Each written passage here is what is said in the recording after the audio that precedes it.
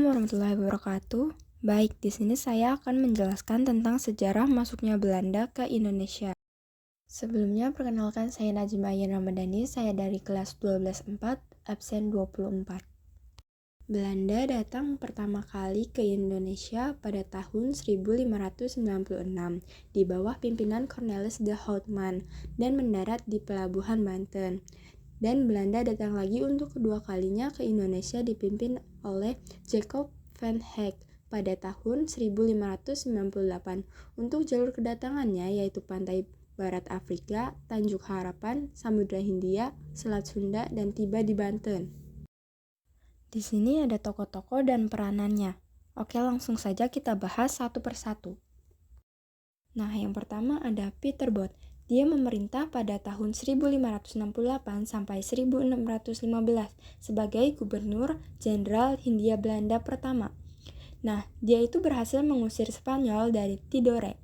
Dia juga memperkuat kekuasaan VOC di Maluku. Yang kedua ada Jan Pieter Zoon Koen. Dia memerintah pada tahun 1587 sampai 1629 sebagai Gubernur Hindia Belanda keempat.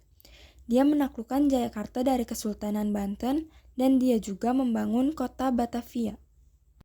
Nah, yang ketiga ada Herman Willem Daendels. Dia memerintah pada tahun 1762 sampai 1818 sebagai Gubernur Jenderal Hindia Belanda pada tahun 1808 sampai 1811.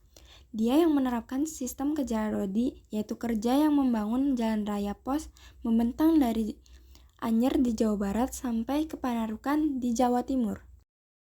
Yang terakhir ada Johannes van den Bosch.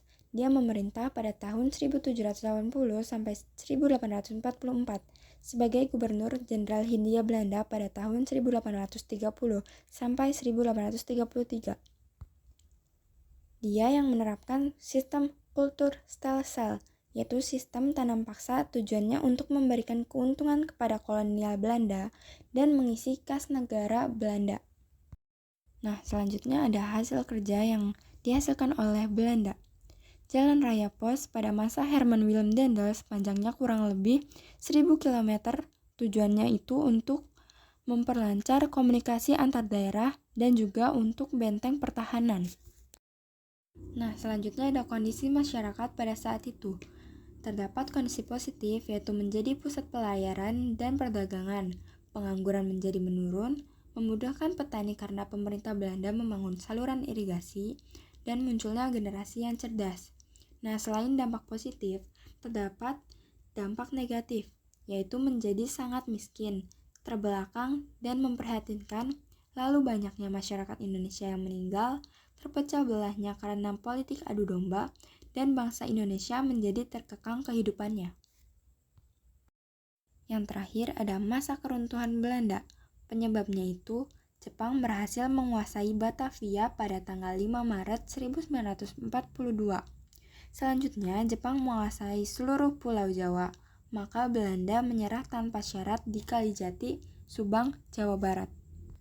Akibatnya, seluruh wilayah bekas Hindia Belanda sejak saat itu berada di bawah kekuasaan Jepang. Lalu Jepang memberi kemerdekaan kepada Indonesia. Nah, yang ketiga, penjajahan Belanda di Indonesia selama kurang lebih 3,5 abad telah berakhir dan berganti dengan penjajahan Jepang. Nah, kesimpulan yang dapat kita ambil adalah kedatangan Belanda ke Indonesia merupakan peristiwa penting dalam sejarah bangsa kita. Peristiwa ini membawa dampak yang sangat besar, baik dalam aspek positif maupun negatif. Dari sudut pandang positif, kita bisa melihat bahwa kedatangan Belanda memperkenalkan berbagai teknologi baru, sistem pendidikan modern, namun di sisi lain penjajahan Belanda juga membawa penderitaan yang mendalam bagi rakyat Indonesia.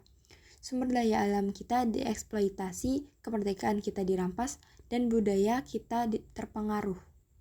Baik, mungkin segitu saja storytelling dari saya tentang kedatangan Belanda ke Indonesia. Terima kasih sudah menonton sampai akhir. Wassalamualaikum warahmatullahi wabarakatuh. Oh, wow!